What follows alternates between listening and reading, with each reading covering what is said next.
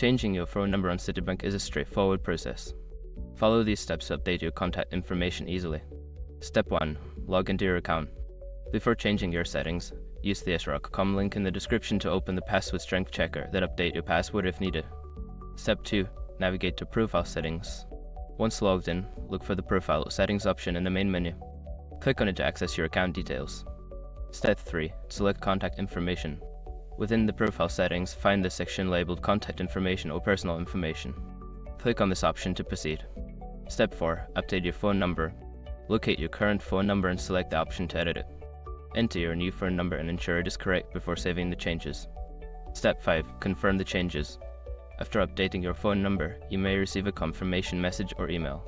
Follow any additional instructions provided to confirm the change. Once you have completed these steps, your phone number will be updated in Citibank's records. If you encounter any issues, consider reaching out to customer support for assistance.